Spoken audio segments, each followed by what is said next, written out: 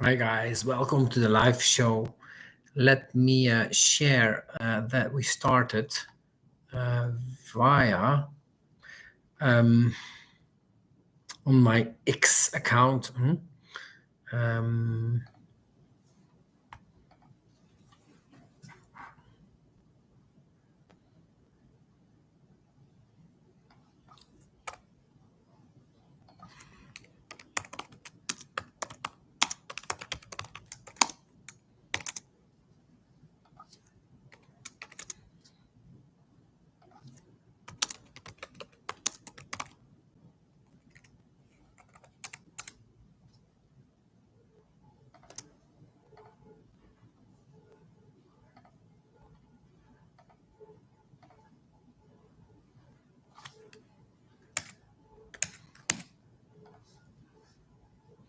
voila, voila, that was done. Um, Welcome to the live show. I titled this video T-bills, a great hedge against a sovereign debt default. There was lots of talk about investing in T-bills once interest rates went up from 1% to 5%. That was 2 years ago or so. We also had then, actually, there was the same time that the market corrected in 2022. And so this was a popular investment at the end of 2022, early 2023. People thought that the market would correct a lot more, that a serious that a recession was near, and that you're better off collecting 5% than to remain invested in stocks. That was the wrong call. Markets since then went up a lot. I think it's almost 100%, 50%, 75%, S&P 500, and but today I think it might be the right call because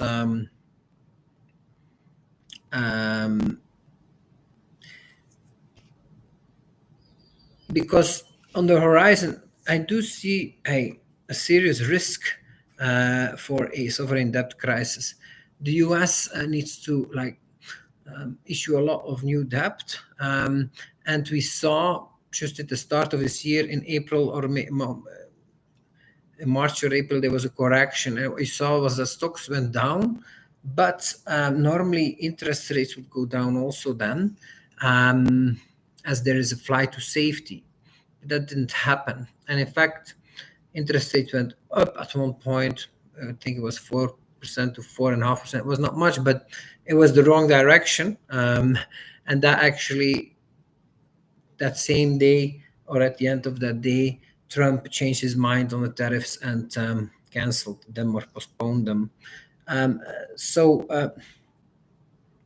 that was a first sign, a canary in the coal mine, as they say, that something different is going on these days. There is a real problem in the debt markets, and it's already fragile. And of course, we did the first big move, which is that interest rates went up from an all-time low of 1% to 5%, and people expect that this will, and people want also that this will go down. Everybody's begging the Fed to go down from 4 or 5% to 2 or 3% interest. But the way that works is that the market sets that, and not the Fed. And this interest rate, they always talk about the Fed funds rate, but actually what counts is the T-bills rate. And the T-bills rate is around 4%. But what likely will happen is that, of course, this can also be years away and not happen, but I really foresee a very similar situation as the 2008 financial crisis. There, actually, I was also ahead, and I might be wrong here, but at the time in 2005 and 2006, I was into gold, investing in gold and silver, and listening to the gold books, and but also got convinced. Actually, there was good analysis, and that was the start of my investment career. But actually, some people were saying banks are likely going to go broke because their balance sheets are so large, and there only has to be a small downturn, a small loss in their books, and they'll have. They won't have enough capital themselves, and they will go broke, or they need to be bailed out. And yeah, for me, that checked out, and that did happen then in 2008. And yeah, I think something similar is happening here, but it's not the bank balance sheets; it's the government and the U.S. government balance sheet, and everybody does talk about that these days. That I mean, they keep increasing this pile of debt, bigger and bigger, until now it's being financed. Yes, they had to go up in interest rate from 2-3% or 1-2% to now 4-5%, but they still get it financed. And actually, the Fed is not buying that much of that debt. It's still the market as a whole that's for the most part buying this debt. Um, and but of course, it's already a lot more expensive now. But I mean, you see a clear, the supply of that debt is really going up fast, and they are not capable to stop it. The Trump administration has totally failed in that regard, and is really Trump himself and his administration are really in favor of continuing to spend large, and at the same time, the demand for these bills is going down because the world doesn't want to buy it anymore as much as before, because of how the United States is acting in the world, being quite hostile towards big economic players like China and Russia. I mean, people don't want to buy that U.S. government debt as much anymore as before. Instead, they're converting, they reduce their exposure, these big players, and they instead stash gold. And that also explains why gold is so strong despite commodities are being so weak in general. It's a shift from treasuries to gold by central banks. That's what's happening. So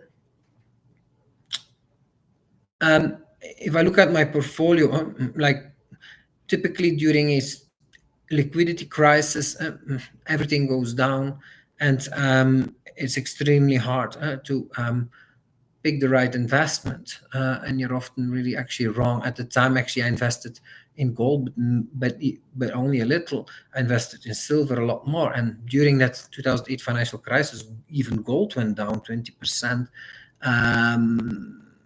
Was it 10% or 20?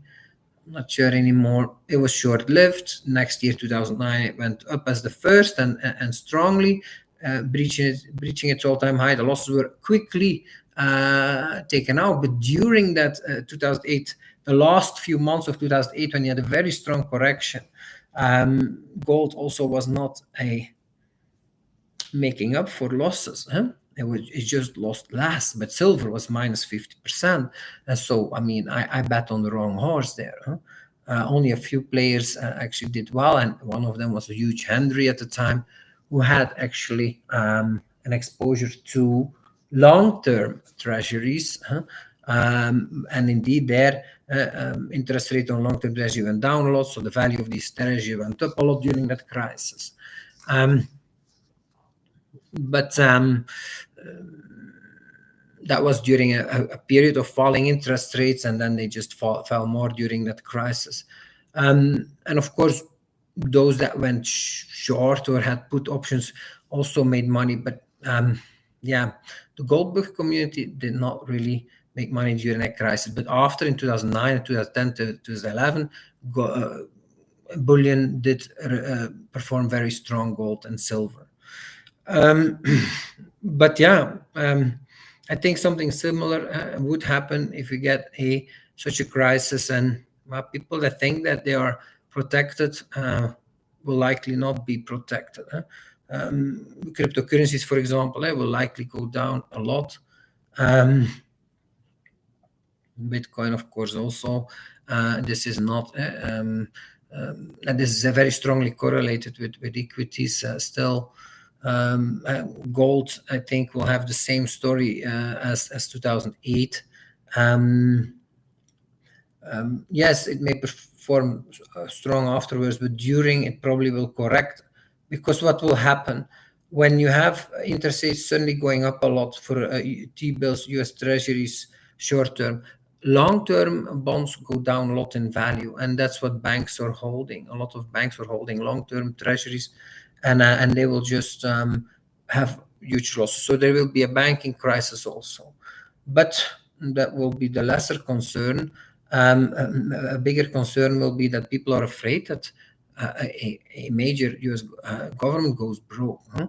And that has a ripple effect into other markets. They will sell off, of course, equities also, and of course, people are afraid of just a serious recession, so commodities go down too. So very few. You can make money if you short equities, or you have puts, but that's very difficult because you can't time this. This can happen tomorrow, but it can happen also in 3 years or in 5 years, or it could never happen. I mean, it's possible also that they do. Hey, the plan here of the Trump administration is to keep spending big, but they hope that the economy grows faster, and that should solve the problem too. It's a long shot, I would say, but it's also possible. Huh? So if you're shorting or you're buying puts, shorting, of course, you should not do. I've explained that in the past. That's really a bad loan that you're taking. But puts you can do. But the problem is timing. With options, timing is everything. And um, even if, like, it's very, you have to keep rolling these puts, they always become worthless. It requires strong stamina to see like a couple percent of your portfolio that you have in puts go to zero all the time, and again invest a couple percent in it, to get that insurance and protection. If it takes 3 years before it happens, which was the case, for example, to that eight financial crisis, people were talking about banks going broke a long time before, but it was a hotter topic in 2005, 2006. But it still took 3 years from then. So, and in the meantime, of course, things go up a lot. So these puts all become worthless, and that's also a problem. So I think a better strategy is actually starting to build up cash, and putting that cash into T-bills. I shared in the description a fund that I found that is a very nice fund, where you can, it's an ETF. We have exposure via iShares to these T-bills. You get 4% interest, but it's not paid out, it's accumulated. And so it just remains in the fund and is invested in more T-bills, and that way it's also tax efficient. So yeah, that's an investment I started for 5% of my portfolio, and I plan to continue to build that position with the cash that I'm able to lock in. I have around 10-12% cash into, let's say 15% cash, and I'm continuing to build that to hopefully 20% over the next month. Hi guys, welcome to the live show. Hi Blue Alien. Hi Monero XMR. Yes, that's an interesting handle you have there. A lot happened on Monero also.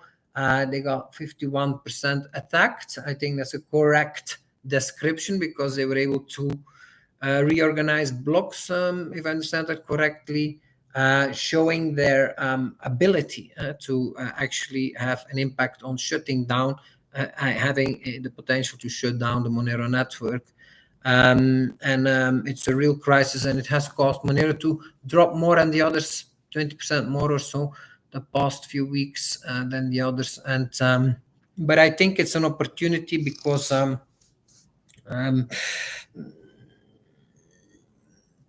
they will be able to solve this. There's a lot you can do to strengthen the proof of work network.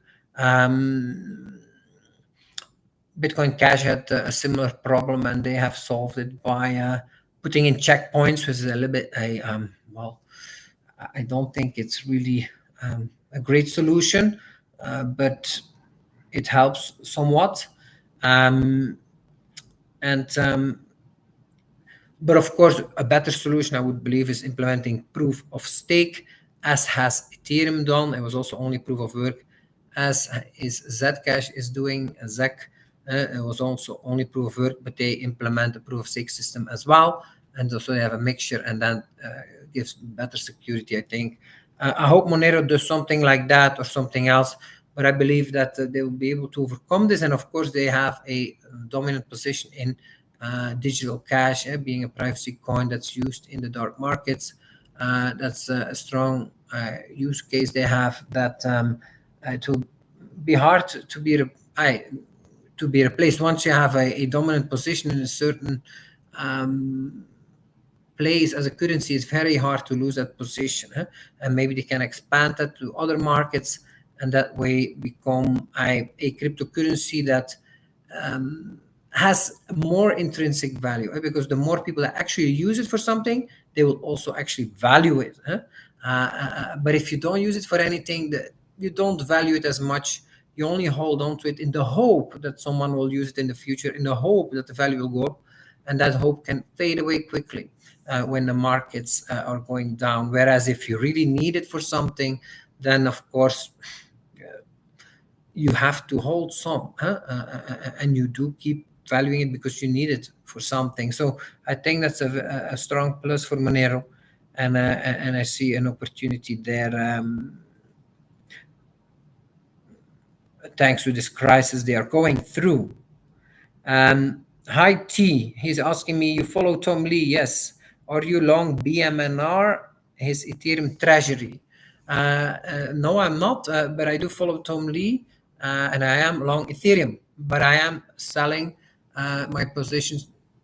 I've sold about, recently I've sold, I think 10 to 20%, and I'm planning to sell another 10 to 20%. Yes.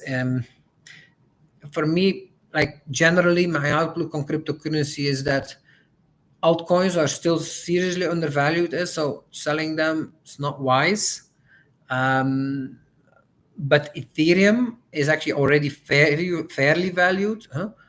If you look only at Ethereum, so I mean, selling something that fairly valued, I mean, that's not a bad move if you were able to buy it when it was seriously undervalued. Of course, it can also go to serious overvaluation, but we will have to wait and see. Like, it's very difficult. Like, to find cash is very difficult in my portfolio because, of course, most altcoins are still seriously undervalued. But yeah, I do. I'm cutting back there. If I wouldn't have sold any cryptocurrency, I probably would have 65% exposure today, but I only have like 55 because I've sold the past 2 months or so a piece, and I'm planning to continue to do so, selling some more Bitcoin Cash, because Bitcoin Cash, yes, it's still undervalued, but the fundamentals have weakened. I think as a digital cash, as a currency to use, like the utility, the use case have not gone up. They have really still a strong. They have not found a niche market where you can say, like, I really need Bitcoin Cash here. I cannot use any other cryptocurrency. The brick and mortar strategy has failed, I believe, and they have not yet found anything else where they are play an important role. So Tom Lee, I think that is trying to copy paste the success of Bitcoin as a treasury instrument, but I think that's very misguided. That people and companies start to buy Bitcoin.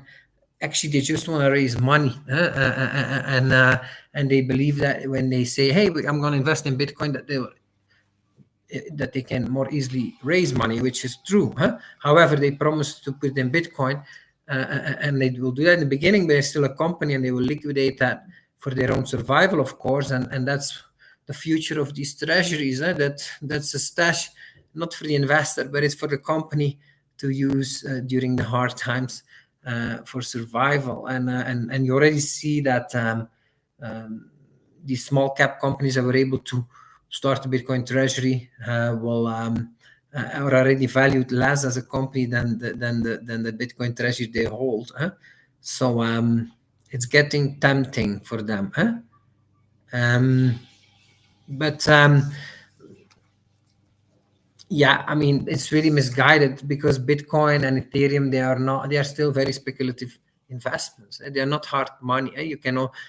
Should be building a treasury with hard money, not with very speculative investments. That's very misguided.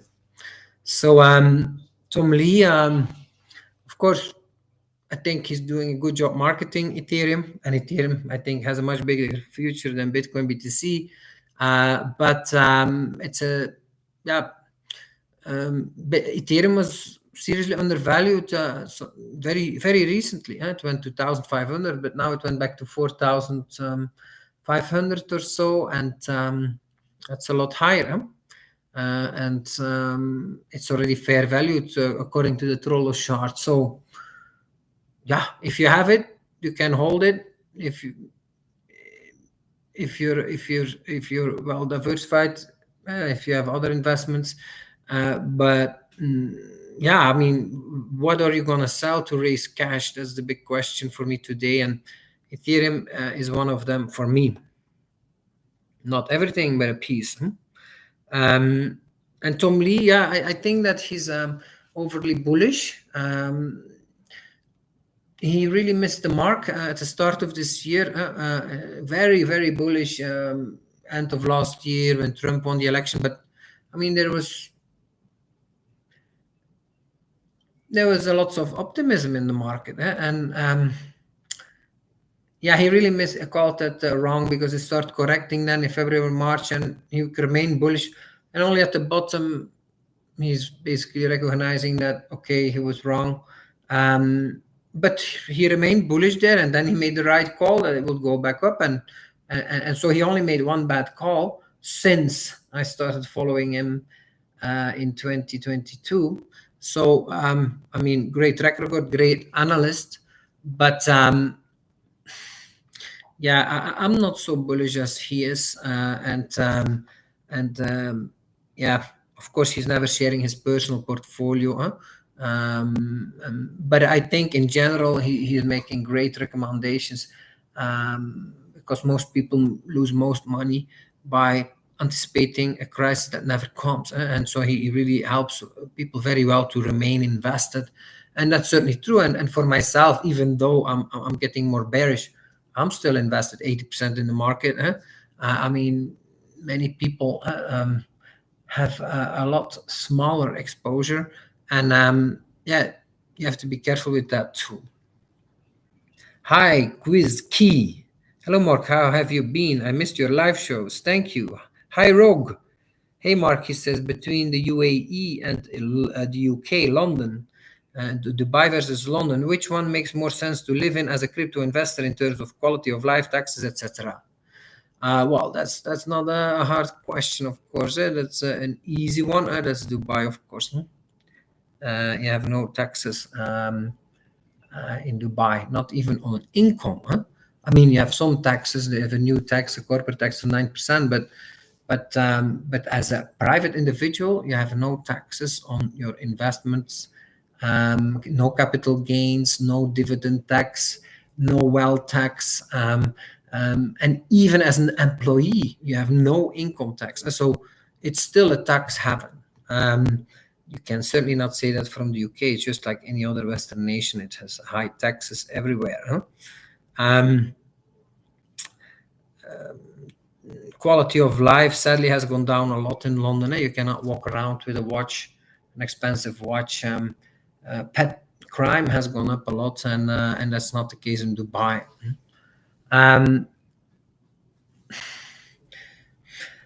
But yeah, sentiment is negative around London, so negative. Huh? But yeah, I've not pulled the trigger on the UK because I think it continues to be mismanaged, and of course you need to see a turnaround there. The same as a company that did poorly. If you can only really become bullish and start to invest in it when the management of that company is actually doing the right things, but the market is not recognizing it. That's not the case with the UK. Yeah, they're starting to realize, oops, maybe we should not have cancelled this favorable domicile tax system that we had, where you were able to live there as if you're rich or very rich and not pay the local taxes, and that brought a lot of money to London, and they chased them all away. But this is, yeah, socialism. Like, these are popular things to say as a politician, and people will vote for that. Fair taxes for everyone, and then all the rich are gone, and tax income goes down, and all the social infrastructure that is dependent on actually basically these rich people collapses too, and that's what's happening there, chasing away the people with money, and not just the foreigners, also the locals, and the British, the rich British trying to get out, and then the only ones coming in are the poor immigrants. That's London, that's UK. That's very different from Dubai, where yeah, they also allow the poor to come, but it's to work and not to get social benefits, and if they misbehave, they get kicked out, and it's over and out for them. So actually, the land of opportunity is no longer the United States. It is actually Dubai and UAE, because many people from India and Pakistan and Africa, they are able to go and work in Dubai, and people say that's a slave wage, but that's not true. Yeah, compared to them, it's a slave wage, but for these people, it's a very good wage they could not earn in their own country. And yes, they have to work all year round, and they can only go once per year home for a month, or even maybe even once per 2 years. But they're able to save money and to build, and after 10 years, build something for themselves in their country of origin, and start a business or buy land or buy a home, which they otherwise could not have done. Um, so Dubai is a very, very, I'm very impressed. Also, tolerance is a lot higher actually in Dubai, and that's something I learned here. Like, when I was raised in Belgium and in Western Europe, and I don't like to see this wave of immigrants coming in, and really changing the landscape, and making you feel unsafe when you walk in the street. That's really bad. But there's also the, like, and I had that too. Like, I don't like to see all these Muslim or Islam stuff, and people were wearing jihadis, ladies wearing jihads, and it's but what I see is that in Dubai, yeah, the locals are Arabs, so they wear these ladies wear black. They are totally in black, and the men are totally in white, um, and but they are very tolerant towards the Europeans. So the Europeans have other habits. They bring all kind of things that not part of their culture, such as people being affectionate in public, holding hands, giving kisses, wearing bikinis, and being, well, half naked. That's not part of their culture, but they do are open to it. They allow it to happen, and well, I mean, they're more tolerant towards our culture than our culture is towards their culture. But it's also possible for them because they don't give you any rights. So, and that's the big difference, and that's why they are a bit smarter than us. Of course, it's also not. It's a dictatorship. The king, or the sheikh, or they are the boss, and they remain boss. It's a family that's the boss. And but but yeah, they take care of their local population, the Emirati population, very well. They have a very, they have and nobody can join. Nobody can become a citizen there, and get voting rights, or even just the rights that the Emiratis have. And that way they profit. And the Emirati population is only 10% of the population, and the locals are only 10% of the population. Like, the amount of foreigners is extremely high, but they are okay with that because they benefit from the foreigners coming there, and they don't lose to the foreigners coming there. And that's not the case in Europe, or in America. So they do it a lot smarter, and that's why they can have many people come over, because they can easily kick them out. They don't give them any rights to stay. It's only temporary residences that you can get, and no citizenship. So yeah, that was an easy question. Of course, if you're a private investor, you should go to Dubai and not to London. Of course, half of the year is extremely hot in Dubai. That's not pleasant, but it's so impressive what they built. I mean, you can live in airco. They even have ski pistes. Can you believe that? They have indoor ski pistes, huh? They have the huge and beautiful malls, huh? Like, yeah, it's all indoors, and so. But of course, the culture is people do leave during that time, and because it's only a temporary stay, and people also look at it that way, they keep their life where they're originally from, usually going, and so they will visit there during the hottest months. And so, yeah, it's a good system. Rogue asks also, do you have other better places to suggest? It would be great to hear your insights. Yeah, I personally live in Switzerland, so I love that place also. And they have also, if you are a high net worth individual, a very interesting tax system for foreigners. And of course, what they have and Dubai does not have is beautiful nature, and beautiful summers, beautiful winters, where you can also have snow fun. And of course, there are some disadvantages to a country like Dubai. Like, for example, I've read that be careful if you get into a conflict with a local Emirati, because they can say to the police whatever, and you won't be believed, and you will be kicked out of the country. And so it's not really a very just system.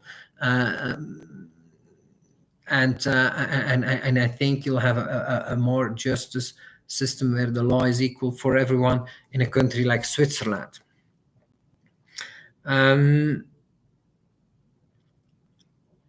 So yeah, I think that's worth checking out. But there are many like interesting places. I think for U.S. citizens, you also have the island there of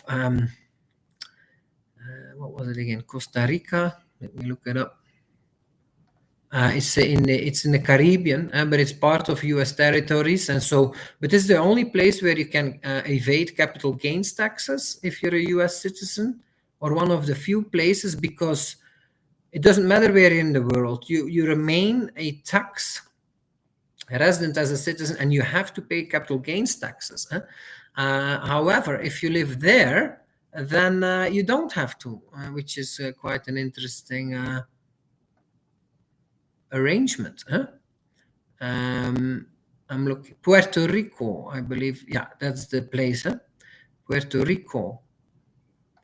And that's also where H. Cuppy lives, the hedge fund manager, Harris Kupperman.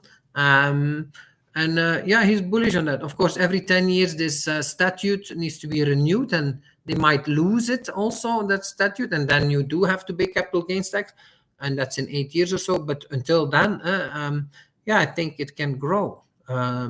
Of course, you're on a Caribbean island. The problem with that is that if you want to do good restaurants, have refined hotels, that will not be available. But if you want to just live a good, simple life, have your own farm, surf the waves, um, live the chill life, then yeah, you can go there too.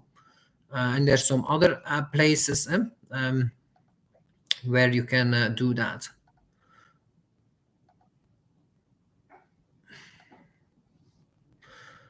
Um, yeah, so you can now ask any follow-up questions on that topic. I think it's very interesting. Jimzal, thanks for sharing, he says. Mark, are you still based in Africa? No. What happened to me in Africa was really terrible.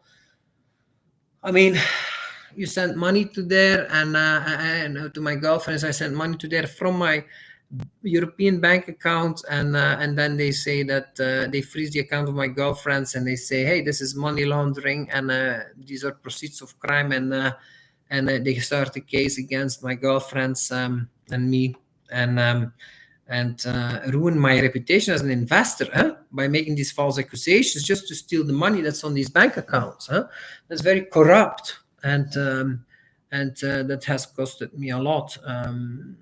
In stress and in reputation, and has hindered my job as an investor a lot, because it's already hard to get bank accounts as a crypto investor, but if you have these kind of accusations, it's extremely hard, and I have that thanks to the Kenyan government. So yeah, I'm really not pleased with that. Of course, they have many positives in Africa also.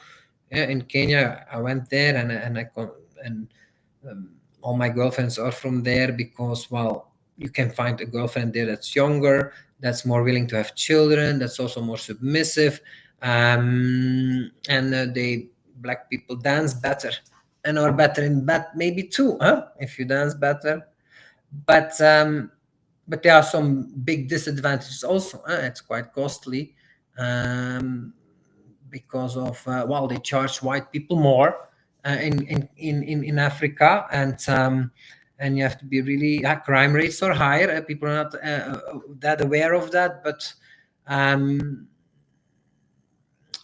yeah.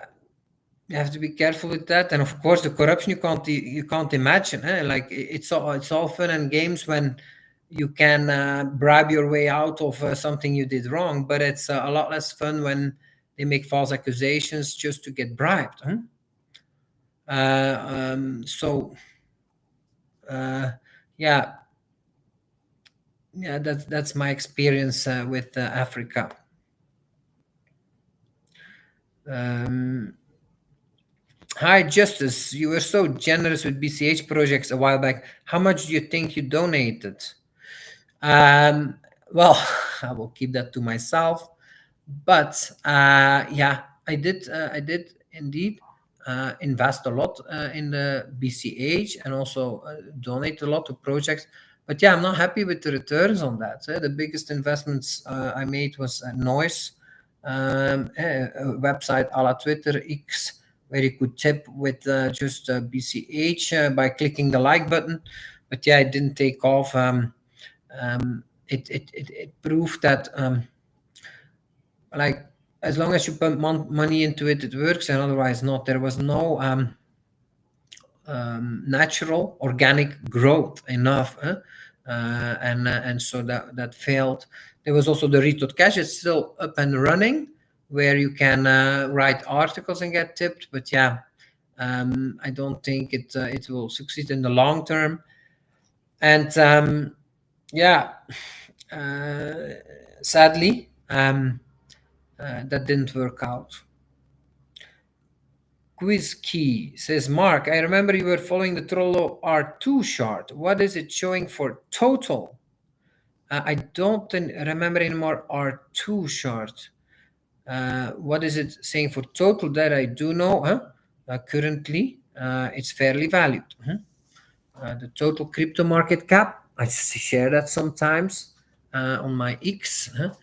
Just type in Trololo, and then from user at Mark de Mezel on X, and you will find my latest posts also around that. So it's just fairly valued, just like Ethereum. And that's, of course, because Bitcoin is I think a bit overvalued, and then altcoins undervalued, and then the average is that it's fairly valued.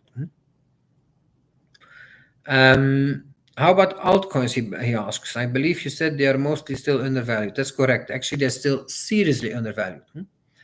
And Justice says organic growth for peer-to-peer cash will probably only come from necessity. Yes, that's right.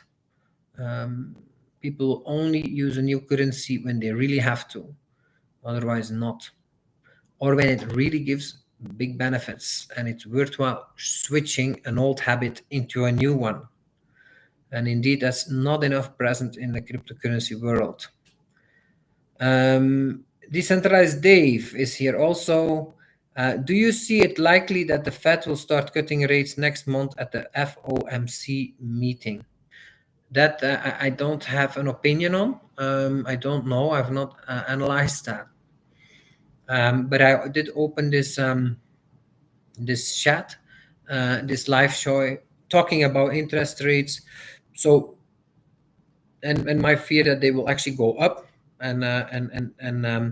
well, what I think the Fed will do. The Fed is actually contracting its balance sheet a lot right now. They are not actually buying less and less, have a less and less exposure to treasuries, and that means that they are manipulating the market less and less. I think that the typically what you see is that the Fed only starts to expand its balance sheet issue and create more money out of thin air to buy assets when there is a crisis. And I think that's also a little bit the game the elite is playing with us little people, is that they create crisis, and then markets go down, and then they have an excuse to print money because they have to, because the populace wants it also, because the populace does not want to lose their bank accounts, or does not want to lose their job, or does not want to lose value in their stocks. And so when things go down, or does not want to lose their houses, and when things go down in this crisis, then suddenly everybody's like, okay, it's fine, like, do whatever you need to do to save us. And then the Fed can easily say, okay, we have an emergency program, and then nobody is complaining about the massive amounts of money they are creating. And indeed, a piece of that will go to the troubled industries, and do bailouts. But yeah, of course, a big piece will also go to the elite, and that's how the game that's played, and that's what I see happening here. And I think the chances for interest rates to go up are higher than for them to go down. And indeed, the Fed, I think, just follows 2-year interest rates. So that means that, yes, it could be that 2-year interest rates go down a little bit, and then the Fed follows. But very likely, sooner or later, we will have another jack up, another leg up in interest rates, and 2-year interest will go up, and then the Fed will just follow and also jack up their interest rates. So yeah, that's what I think is likely to happen. Yeah, great to see you all, guys. We're 44 minutes in. I didn't want to make this too long. So if you have any other questions that I did not address, let me know.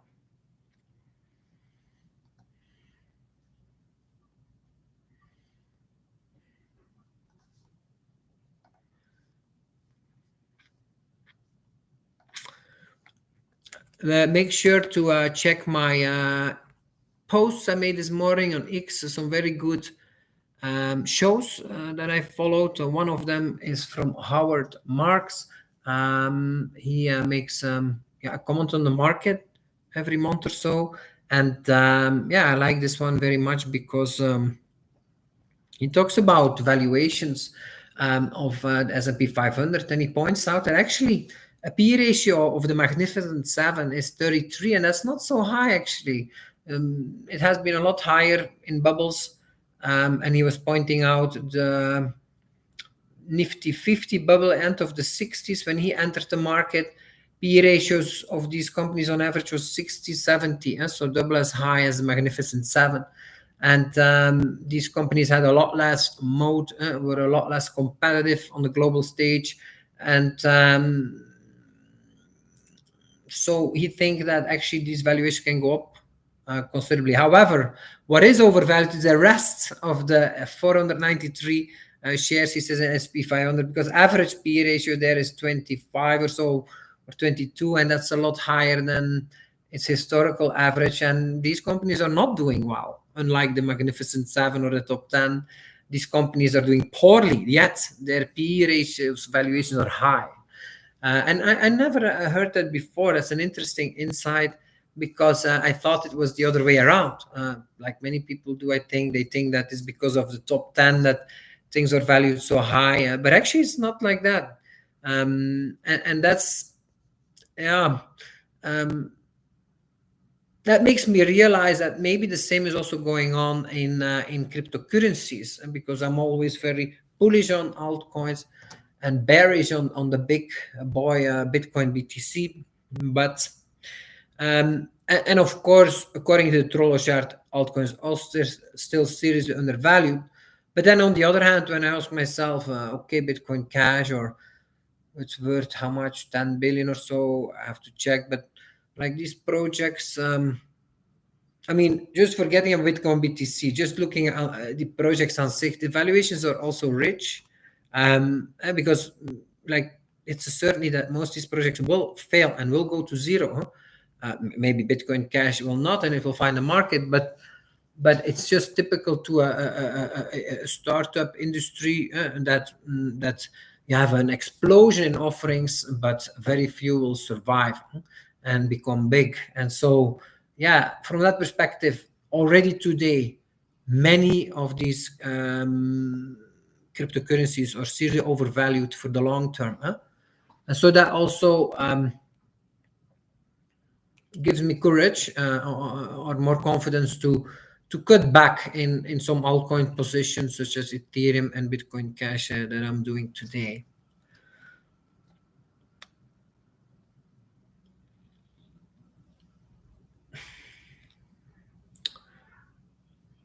Okay. Thank you all for joining this live show. I wish you all a great remaining day.